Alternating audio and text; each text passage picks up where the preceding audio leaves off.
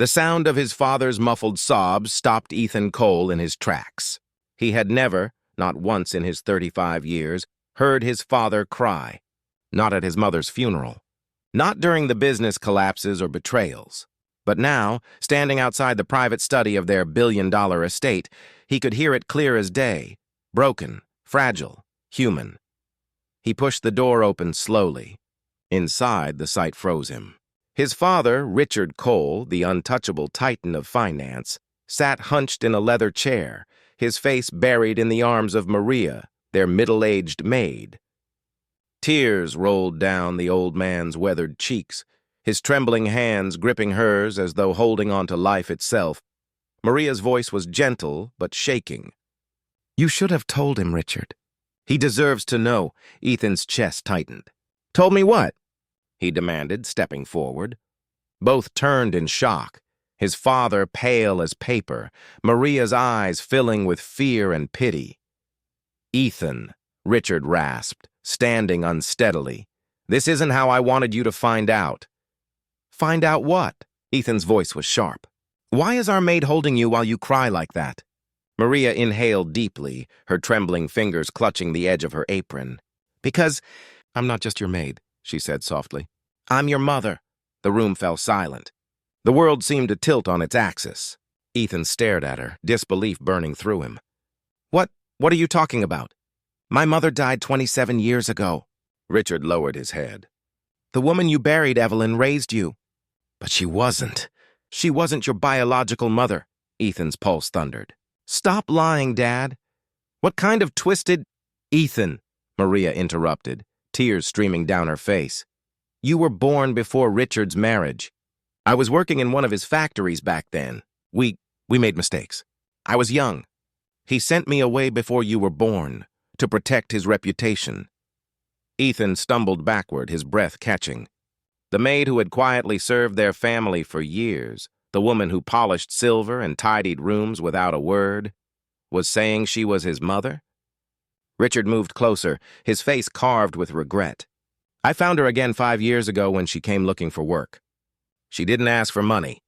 She just wanted to be near you, to see you smile, even if you never knew the truth." Ethan's world blurred. His chest ached like it was caving in. Every memory of Maria flooded back. How she used to leave his favorite snacks in his study. How she'd smile quietly when he talked about his childhood. How she'd touched his shoulder once when he was stressed. A gesture that felt maternal. "You both lied to me," he whispered. "All this time," Maria stepped forward, her voice breaking. "I never wanted to hurt you. I just wanted to see the man you became. I prayed you'd forgive us one day." But forgiveness wasn't simple. The betrayal seared him like fire. He stormed out of the room, ignoring his father's pleas, his heart pounding like thunder. That night, the mansion was silent, except for the faint sound of rain tapping on the windows. Ethan sat alone in his late mother Evelyn's room, the woman he'd thought gave him life. He stared at an old photo, Evelyn, smiling beside his father holding a baby. His baby photo. His throat tightened. The photo looked real. But behind it, tucked inside the frame, he found something else, a folded letter. With trembling hands, he unfolded the aged paper. The handwriting wasn't Evelyn's, it was Maria's. "Dear Ethan, if you ever find this, please know that I loved you from the moment I knew you existed. I wasn't allowed to hold you when you were born.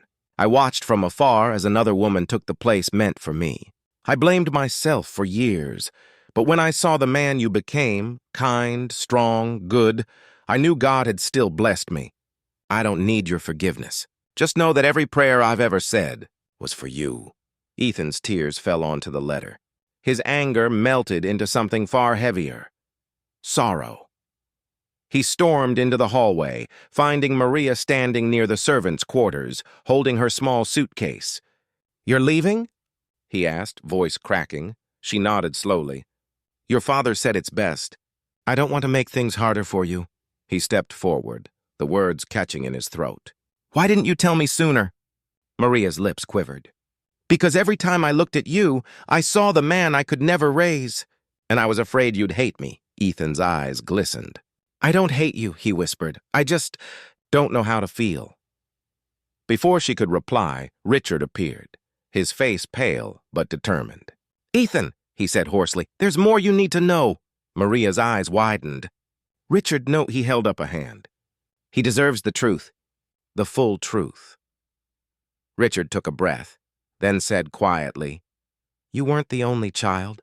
The air froze. Maria turned away, sobbing silently. Ethan stared between them. "What are you saying?" Richard swallowed. "When Maria left, she was pregnant with twins. You were adopted by Evelyn and me. But your brother," his voice cracked, "was taken by another family. I tried to find him, but we lost track. He died in an accident when he was 16. Ethan's body went numb. "I had a brother?" Maria's cry filled the corridor. Raw, broken, real. "They told me he was adopted by a kind couple. I didn't even get to hold him." Ethan's knees weakened. His whole life, the mansion, the power, the pride, felt meaningless. He'd grown up in luxury while his real mother had scrubbed floors just to be near him, and his twin had died without a name, without thinking. He wrapped his arms around Maria. She gasped softly, trembling in his embrace. For the first time in decades, mother and son held each other, not as maid and master, but as blood and soul. "I don't care about the lies anymore," Ethan whispered. "You're my mother. That's the only truth that matters now." Richard watched silently, tears running down his face. He stepped forward, resting his hand on Maria's shoulder. "I destroyed everything because I was too afraid of shame," he said. "But she never once stopped loving you, Ethan. Not even when I didn't deserve it." The three stood there in the quiet of the grand hall. The billionaire, the maid, and the son, bound by pain and forgiveness.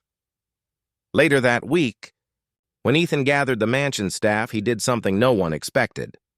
He handed Maria the title deed to a small property outside the city, not as a gift from guilt, but as a home for her, from her son.